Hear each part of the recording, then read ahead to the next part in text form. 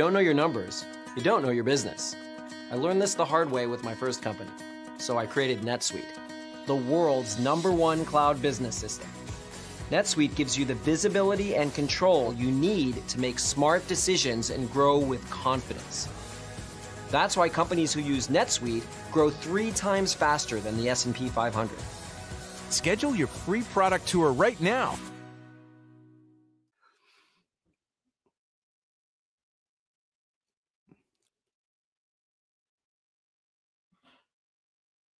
Hello, everyone, and welcome to the Digital Leaders Show, where we talk key issues and news at the intersection of business and technology in hopes of making you a better digital leader. Today, we're discussing whether data brokering has gone too far, plus headlines for digital leaders from the world of enterprise technology.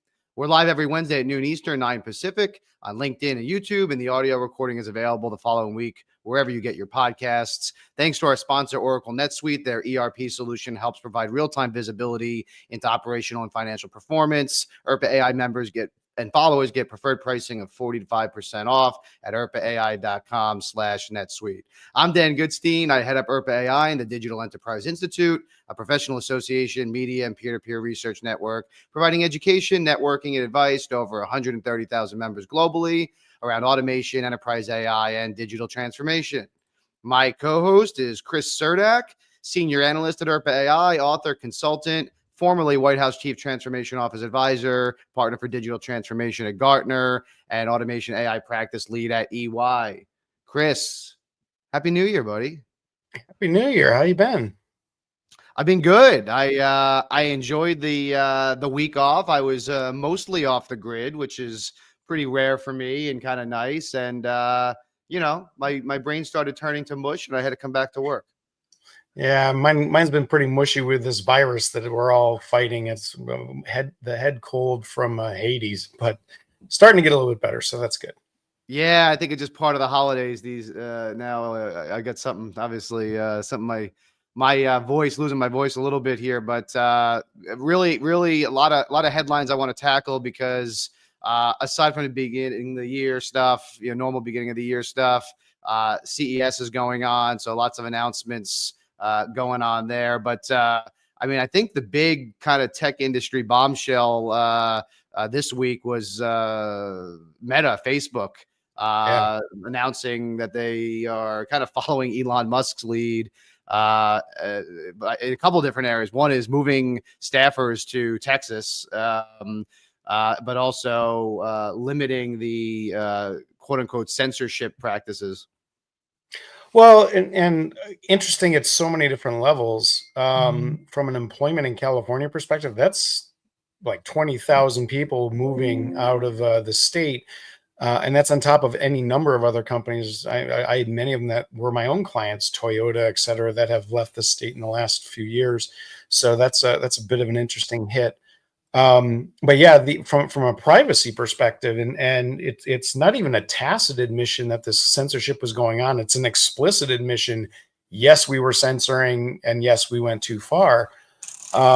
So the implications I think are very interesting. There's a tremendous shift in the winds I think around us, and as they talk about the Overton window. That Overton window has shifted dramatically in the last couple of months, and it's going to be interesting to see how much farther it swings. Yeah, it certainly seems like Meta's kind of prepping for the new presidential administration, right? They've announced that they'll be fully moving the trust and safety teams, the people responsible for enforcing policies around hate speech and disinformation. It's rolling back the fact-checking program.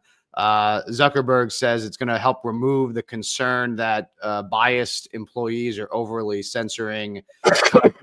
It's really, a couple things all happening at the same time. He promoted a former George Bush era aide, who's also a prominent Republican strategist, the chief global affairs officer. He added Dana White, the MMA guy, to the board. So it seems like they're kind of getting those things. And, as you say, Texas is one of probably 2 states, I think, maybe Texas and Florida, that are, very much, pro, business from a labor standpoint, but also with laws that essentially forbid moderation of content on social media platforms. So I think a better regulatory environment, perhaps, again, similar to what Musk has done. Well, and with full disclosure, I am an invited community notes reviewer on X. And I do it occasionally, and you do find that it is a much more transparent process. So even if you don't necessarily agree with the results that always come from it, and I don't always, I do embrace the openness of it, the transparency of it, and I think you do get better results from that. But the shift, clearly for things to change this rapidly in just a handful of weeks, I think we're in for a heck of a ride in 2025 as the world kind of adjusts to, that the sort of changing narrative. The other thing I would note, I've noticed a lot of pushback from colleagues and so forth on LinkedIn who are in Europe, and there's a strong it seems like there's a strong sense from Europeans that, okay, this is too much influence coming from business. They're having too much of an impact on government regulation and so forth. And so it's going to be interesting to see how sort of the rest of the world responds to this, because there's a bit of a sense that the sort of protections that were provided by the sort of censorship layer on the platforms had some positive impacts on society as well. So it's going to be a very dynamic year, I think. So as you say, they're replacing fact checkers with a crowdsourced system similar to Community Notes on X. It's going to remove some of speech protections from discussion of LGBTQ people, which Zuckerberg called out of touch with mainstream discourse, and as we talked about, the trust and safety teams moving to Texas. So and they're saying they're still going to scan for illegal activity and severe violations, but that's basically it. But yeah. So a lot of this, and I said to you before we went on the air, like, I think from a business standpoint, listen, this makes a lot of sense. You got to get in line with the new administration. I think I saw that he donated like $1 million to Trump's inaugural fund as well. So, part of that's just, typical good business practices, but there's definitely going to be a cultural element of Facebook groupies that are not going to be happy with this, right? I wonder, as I said to you before, I wonder if, this could end up being a Budweiser moment for Facebook, where they lose the left, and then they already lost the right. I don't know. And time will tell. I mean, again, back to the international aspect of it, and you mentioned having to enforce law. There are several countries that Facebook operates in where the law says that you need to do this sort of content filtration and, if you will, censorship. So it's going to be a fine balancing point, I think. And that's true for X too. If you think of X as more centrist or even rightist compared to Facebook, I think it's a strong demonstration of the awareness of the power of the platforms, and other organizations that use these platforms or use AI, use end user data, as we're going to discuss for the rest of the call, need to be very cognizant of the risks that are associated with this. And again, that the expectations are shifting, and you need to be flexible along with that in your own policy development. Yeah, and speaking of, the other headline that kind of jumped out to me was, more on the leadership side than on the tech side. But McDonald's is the latest big corporation to kind of roll back its DEI initiatives. So they're not the first this year, I think, first major one this year. But they're joining a growing list of major U.S. companies. I think the most recent ones were Walmart and Ford.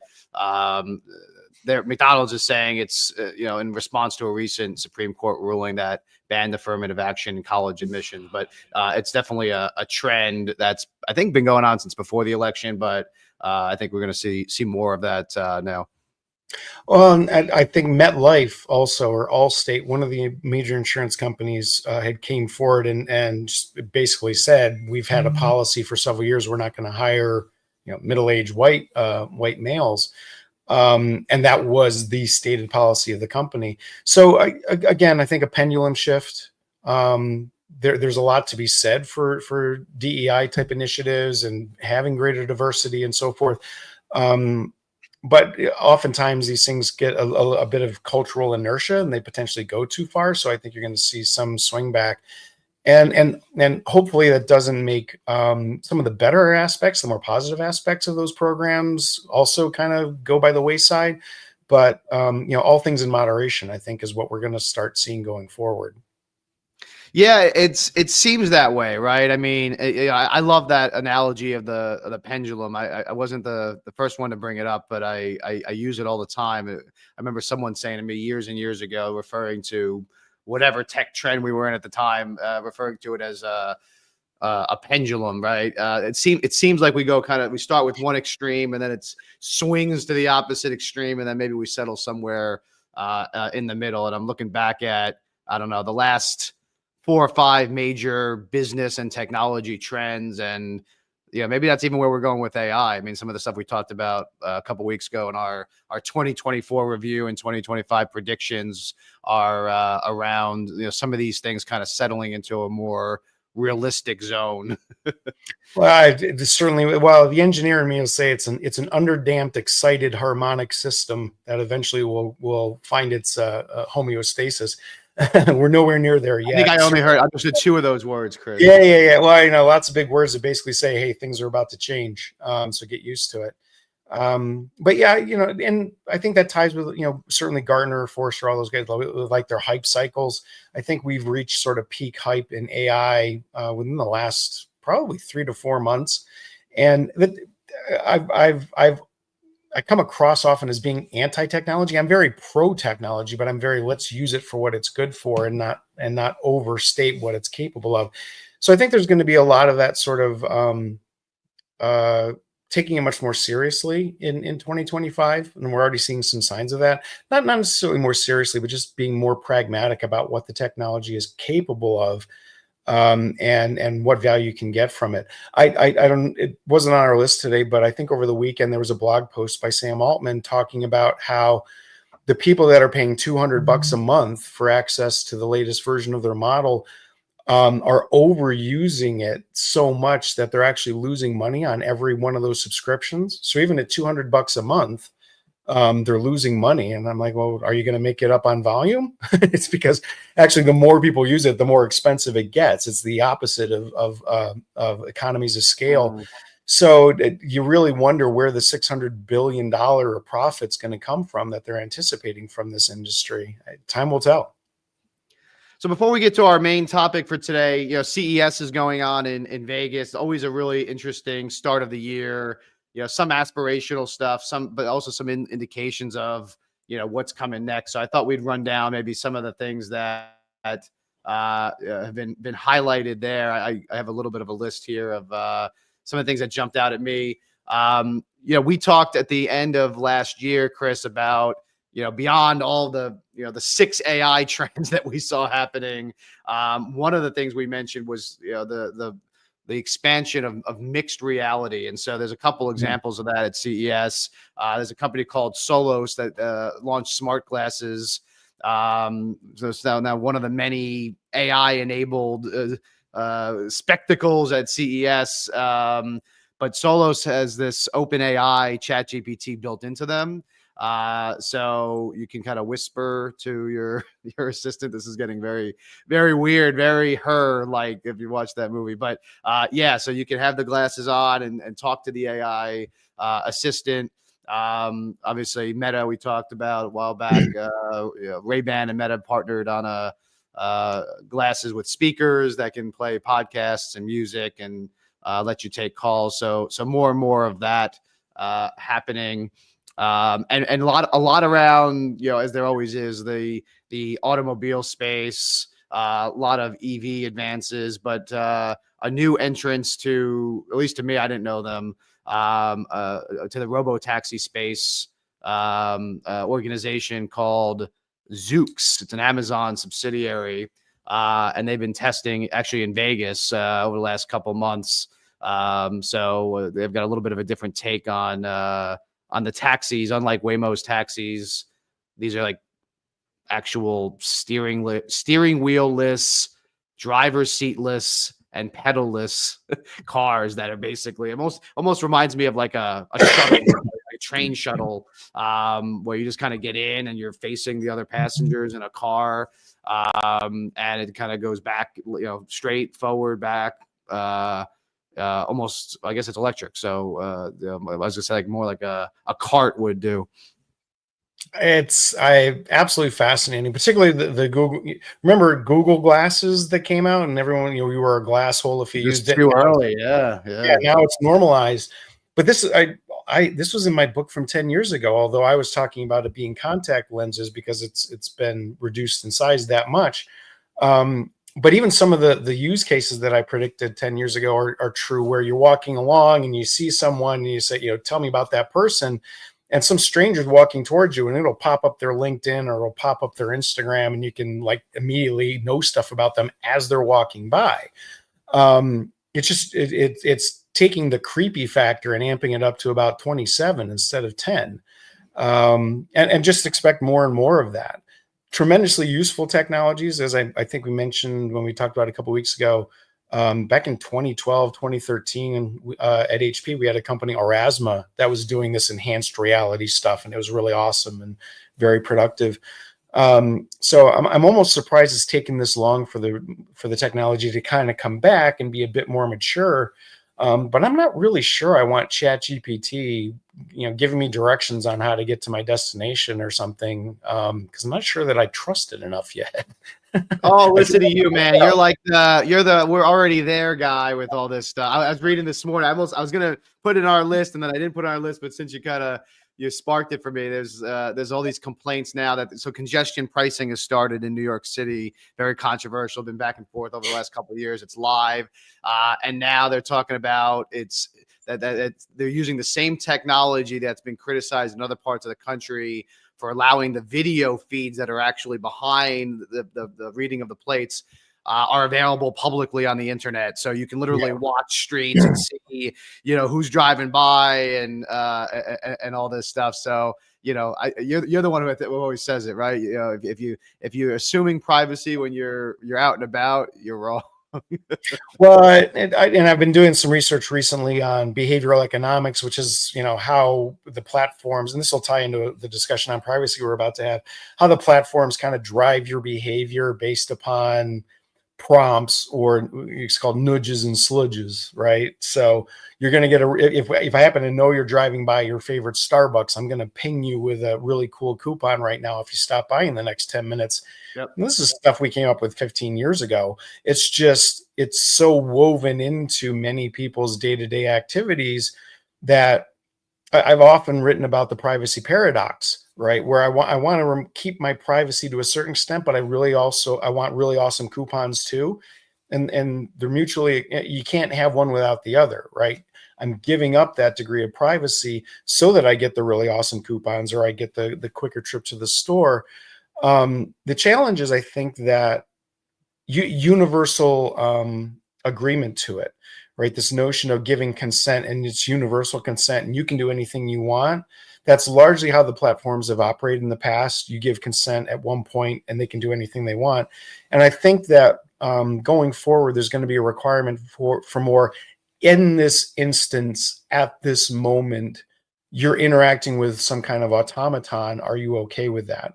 I think you're going to see much more granular consent going forward, simply because it's required as we get a bit more intrusive in how we use the automation. But then too, that's then going to put a requirement on any companies that are leveraging that you're going to have to keep track of consent, not as a one-time event, but as a by event sort of occasion. And you're gonna have to keep traceability on that stuff going forward. So again, by storage capacity.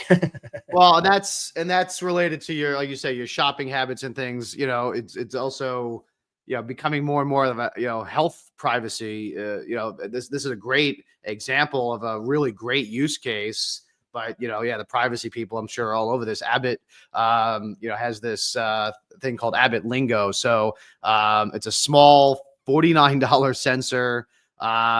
You put it on your arm, tap it to your arm. This little thread goes into your skin. And it's one of these health sensors, right? So you can bring your phone to the sensor, connect with it, monitor glucose spikes throughout the day.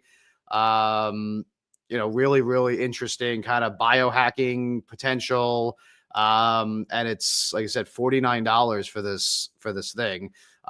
So you have more and more of that. I saw another thing at CES, which is basically like I forget the name, is on this list here somewhere, but it's basically an automated doctor where you step in front of this mirror and it shows you on your body all the different things it's pulling from, all these different health sensors and things. And, as scary as that sounds in a lot of ways, there's a big issue right now with access to medicine and doctors. And, they're claiming that it's not going to replace doctors. It's going to be a, supplemental thing because we can't keep up with the medical needs of the country. So, more and more things around health, which could be very, very interesting.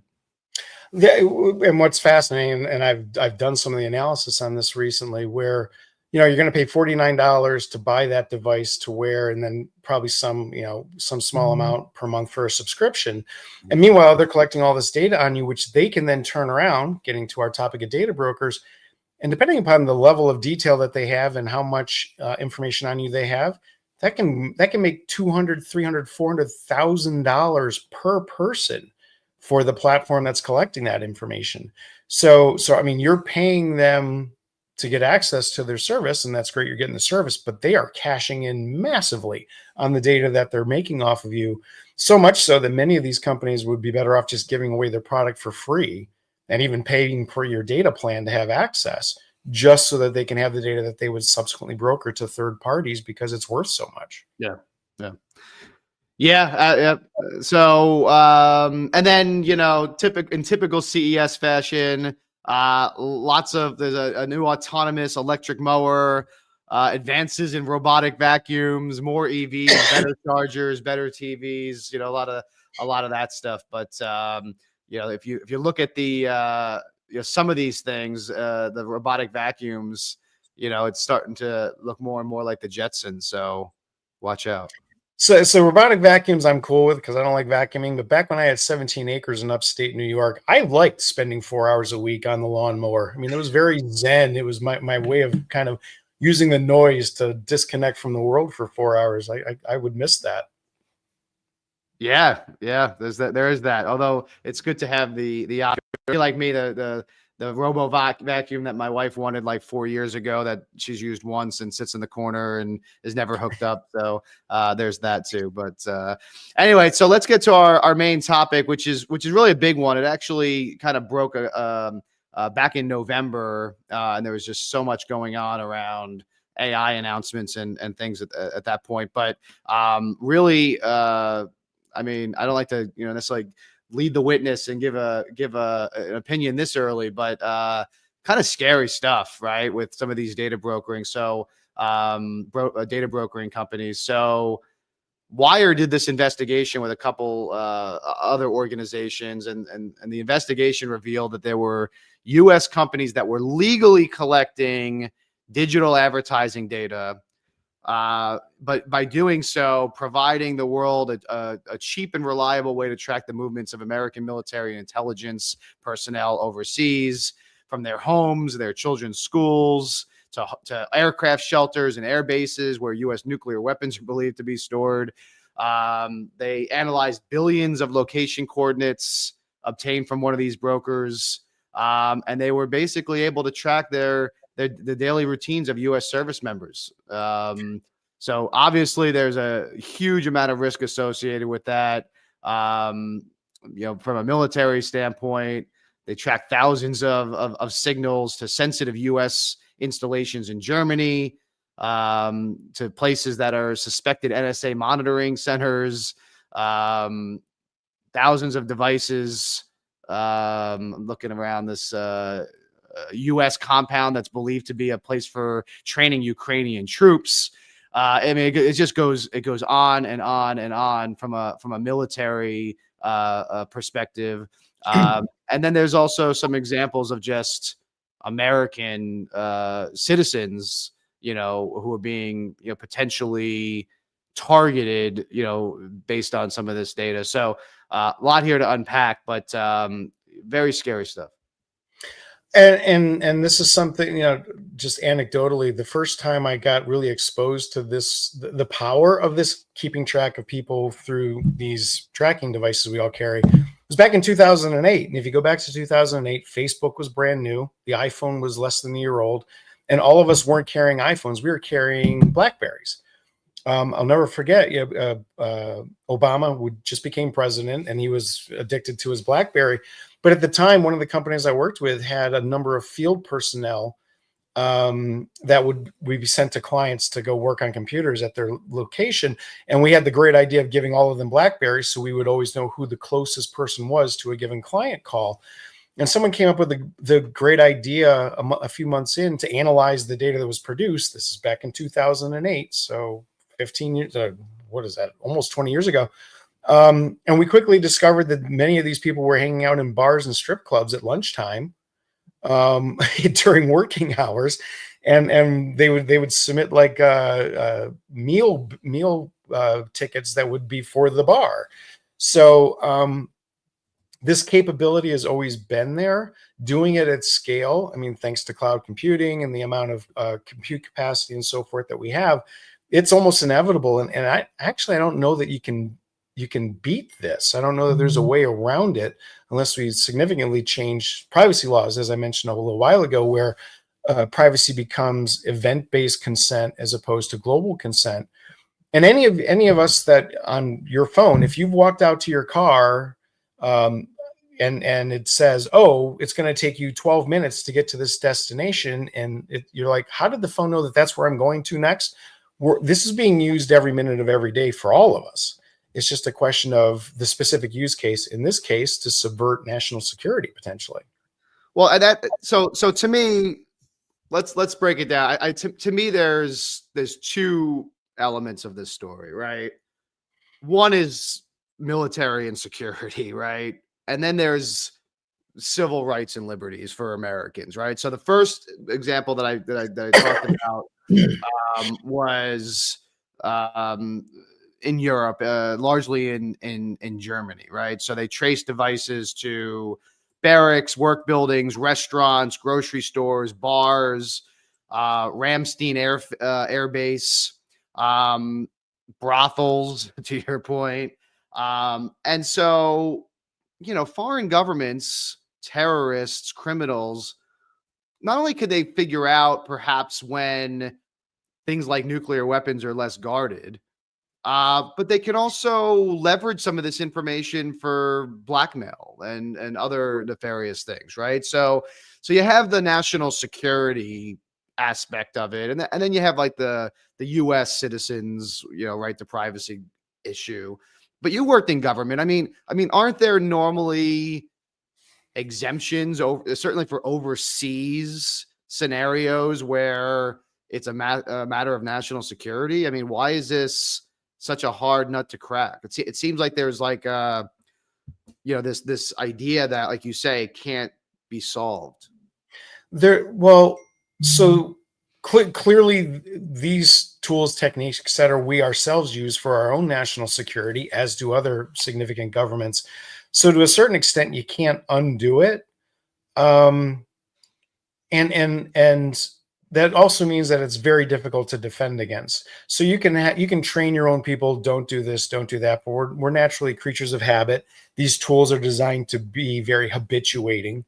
And so it's difficult to stop the process, because how do you make a distinction that this person's typical daily behavior is kind of meaningless because they're not a security threat, but this person you can't watch because they might be a security threat? Well, it's like raising your hand and saying, I'm even more interesting. And that's literally one of the things that we would look at.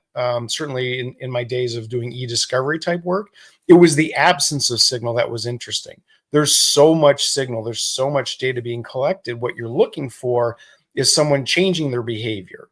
It's not interesting that you go to the same Starbucks between 7 and 8 every morning of the weekday.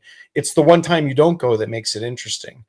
And so if people are monitoring a bunch of personnel that are going in and out of Ramstein, it's not going to be It's going to be when they're behaving differently that becomes interesting, and that's what potentially becomes a subversion of national security and so forth. So you're not going to solve the availability of data problem, and you're not necessarily going to be able to solve the privacy requirements. Probably the best you can do is spoof the monitoring with kind of false instances of an absence of signal, and then you get into this endless loop of trying to trick each other. But in a prevalent surveillance sort of society that we're in now, there's kind of no way around this.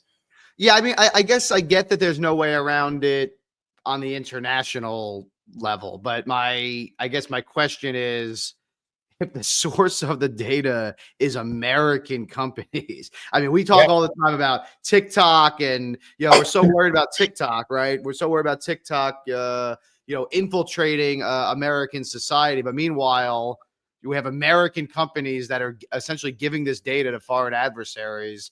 Why can't we stop that? How is it any different than the Snowden thing? I mean, the whole world chased Snowden for how many years, right? Well, and how hard is it to pass an electronic file from person to person? So even if you, a bad actor only needs to find sort of a neutral mediary to do the purchase for what appears to be non-espionage sort of purposes, and then they just repurpose it later. That's sort of the nature of data. It's reusable in any number of different use cases. So, I mean, unless you're doing significant kind of counterintelligence against who's purchasing the data, there's no way of knowing how it's going to make its way into other people's hands who have those nefarious purposes. This is, as much as we like personalization and really cool coupons, this is the downside that comes along with it. Yeah. I guess I'm just trying to figure out. I guess you're saying it's more, like most things, it's more complicated than it seems, right? So it may not be the U.S. companies, directly selling it to the foreign adversaries. There may be multiple, intermediaries in the process, right? Yeah, almost certainly. One of the first things you do when you buy anonymized data is you buy multiple sets of it so you can unanonymize it. Anonymized data really isn't very useful, but knowing specific facts about you personally, that's incredibly useful. And so it's worth it to organizations to buy these different data sets, put them all together so we can figure out, aha, you're probably a aircraft maintenance expert at Ramstein Air Base. That helps you sell, and maybe you have a new kid, so that helps me sell baby food to you, and it helps me target you for espionage. It's just different use cases for the same data set. So there's that side of it, and then back on the state side, there's this issue of, like you say, kind of the pros and cons of you said coupons, right? But there's all these advantages to what this data can do, but there's also some significant disadvantages, right? So there's an FTC lawsuit going on right now, where they're accusing 2 American data brokers of unlawfully trafficking in people's sensitive location data. So according to the FTC, they were tracking Americans in and around churches, military bases, doctors' offices, and other protective sites. And yes, it was sold for advertising purposes, but here's the kicker. It was also used for political campaigns and government uses, including immigration enforcement. So one of the companies that was accused in the past of tracking the residents of domestic abuse shelters, they're now being accused of tracking protesters in the wake of the George Floyd murders, and attempting to unmask the racial identities of those people by tracking their mobile devices to things like Hindu temples and Black churches. Well, and I think that's also how they found and subsequently prosecuted a lot of the January 6th rioters or whatever, was based upon their phones. That sort of data use has been used extensively. Right now it's January 8th in Southern California. There's the huge fires going on in LA, not far from my house. But a few months ago, there's even larger fires very close to my house. And they found the person that started the fire based upon their cell phone data. And they very quickly identified that individual. So again, it's use case dependent. And so the thing that in one instance is going to help you find an arsonist that burns down 60 square miles of woods is the same thing that might be used nefariously to inappropriately target a minority or an immigrant or something. It's difficult to police the use cases. It's impossible to police the data. I don't see how it's a surmountable problem, other than, as we kind of said earlier in the show, this notion of not blanket consent, having per instance or point in time consent. I think that's going to be coming. But the other thing that does is it's when you on your iPhone, if you turn on privacy settings, it doesn't really make any changes to your privacy settings. It just lets Apple know that you're really interested in your privacy. So you're probably doing something more interesting right now, and we need to watch you more closely. I'm saying that in all seriousness. So I think that there has to be some real teeth behind that notion of event-based consent. So you're saying if you do something wrong, Chris, you gotta hide in plain sight. Don't turn on the privacy.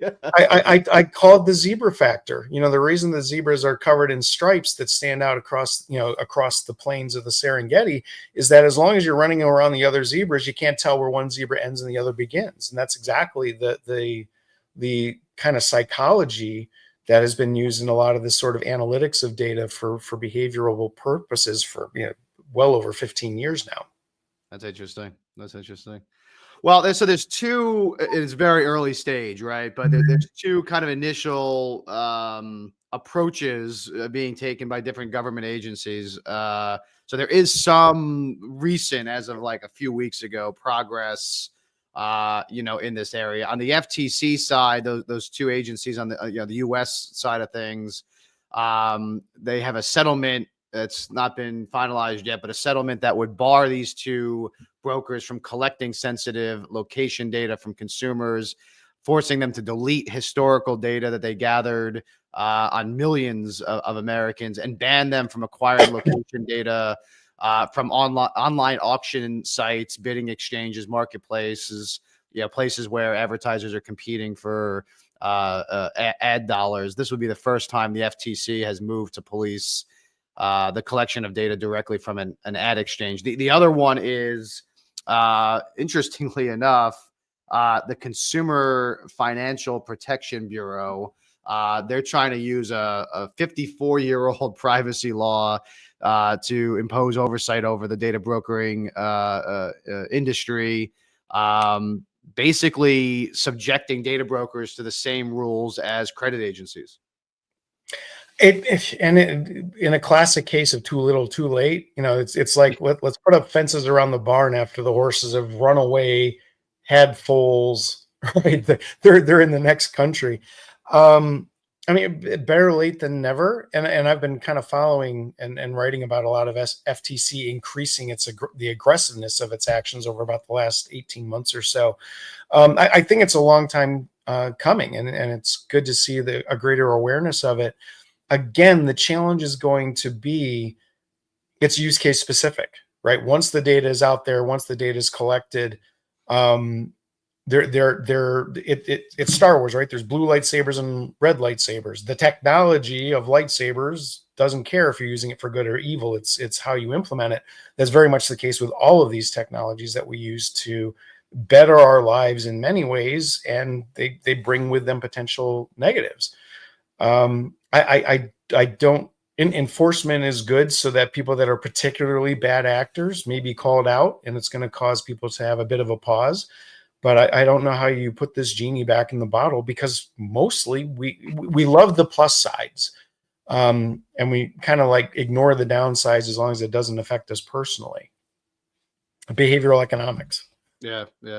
This felt very much like let's take down Al Capone via tax evasion, but whatever it is. So the proposal is essentially that data brokers will be limited in their ability to sell certain types of personal information, financial data, credit scores, phone numbers, social security numbers, and addresses. And to your point before, it would require them to obtain separate explicit authorization before acquiring or sharing credit information, rather than burying these permissions in these, long terms and agreement legal documents that everybody just kind of scrolls and hits select all and yes. But they were talking recently about recent attack on the U.S. telecommunication system that they believe was a attack from China, to emphasize the importance of this personal data from a national foreign rival getting in the hands of a rival. But the other part of it is how do you they talk about this in the article, how do you stop this data from being de-anonymized, right? Well, so two things come to mind. Snapchat, which still around, still makes money. They always said, well, we don't keep your data. Well, in the 30 seconds that the picture that you uploaded is on their servers, in that time they're dumping it to a third party. So yeah, they can delete it off their servers because they've already passed it on to the people that have commercial interest in it. Mm. Then, as you said, the FTC is saying, well, you can't sell this subset of data. Well, what do you mean by the word sell? Right? I can make it so that if you buy these 100 other columns of data that I'm keeping on people, I'll just give you those 20 sensitive columns for free. So all of a sudden, what does it mean to sell the data versus having it be a bonus? So if I buy the non-sensitive stuff, I'll give the sensitive stuff away for free. And that's where, sort of the grayness and making good arguments part of the law comes in. But I think you're going to see that sort of nuance response from the data brokers because, they want to stay in business. They're making good money. And oftentimes what they're selling is used for good purposes too. So it's sort of that constant escalation of the offense and defense against each other. Yeah, and by the way, all of these potential, as you said, too late remedies may be moot anyway and short lived because the next presidential administration is looking to seemingly be more lenient towards these types of businesses, but also wants to eliminate waste and fraud, right? So if Elon Musk takes over this department of government efficiency, he's already called out the FCRA on being on the list of agencies to basically get rid of. So who knows what'll happen in the next couple of months? The old Chinese curse, which may not be Chinese and may not be a curse, but may you live in interesting times. We certainly live in interesting times. So just keep batten down your hatches and see how far the pendulum swings one way or the other. Batten down the hatches. I like it. What else got you excited, Chris, for the next couple weeks? Well, for my weekly write-up for IRPA, I'm actually looking at the recent court settlement with Apple, $95 million to settle the claim that Siri has been spying on all of its users. $95 million. So I think the maximum payout is about $2,000 per person. But for a company worth approaching $2 trillion based upon collecting our data and using it, $95 million is a pretty cheap settlement. Yep. And what it is it's not an explicit acknowledgement that yes, Siri is spying on you all the time. It's certainly a tacit admission that yes, Siri is spying on you all the time. And you've probably noticed this, or even like your Gmail account. This happened to me the other day. I mentioned something in an email to a colleague, and then within 5 minutes, I'm getting email advertisements on the thing that I was talking about in that email. So yeah, I call it persistent ambient surveillance. These systems are listening to everything you say and do. And again, in one sense, they're giving you really awesome coupons, and in the other sense, they're invading your privacy literally on a second-by-second basis. So just to kind of reflect today's conversation, but with that specific case of Apple and the $95 million settlement. Well, check that out, IRPAAI.org. Make sure you join our community platform if you haven't already. And if there's anything that you're working on, you want some free advice or just learn more of the art of the possible from our team of analysts, go to IRPAAI.com/networking to schedule a call. In the meantime, we'll be back Wednesday noon Eastern, 9 Pacific. Have a great week, everybody. Have a great week. Take care. Chris. Yep. Take care.